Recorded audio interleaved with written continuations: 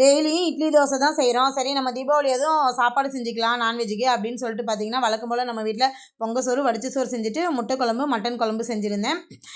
கறிக்கடை போட்டிருக்கிறதுனால மாமா வந்து தீபாவளி டைமில் பார்த்தீங்கன்னா விடிகாலை 1 மணிக்கே எழுந்திரிச்சிட்டாரு.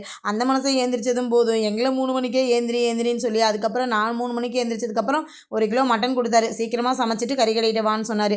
அதுக்கப்புறம் சமைச்சு முடிச்சுட்டு கறிக்கடைகிட்ட போயிட்டு வியாபாரம்லாம் முடிச்சுட்டு பார்த்தீங்கன்னா மணி ஒரு 11 மணிக்கு மேலே வந்து குளிச்சுட்டு நல்லா சாப்பிட்டு நல்ல ஒரு தூக்கத்தை போட்டுட்டோம். ஈவினிங் வந்து ஒரு 4 மணிக்கு மேலே சரி பொரி மத்தாப்பு எடுத்துகிட்டு வாடா கொஞ்சம் அதாவது வைக்கலாம் அப்படின்னு சொல்லிட்டு பார்த்தீங்கன்னா சொல்லியிருந்தேன். மாமா ஒரு பக்கம் தலைக்கறி வறுத்துட்டு மூளையை கொண்டு வந்து வச்சுட்டு உனக்கு தாண்டி மூளையே இல்லை மூளை சாப்பிட்றேன்னு சொல்லி கலாச்சிட்டு இருந்தார்.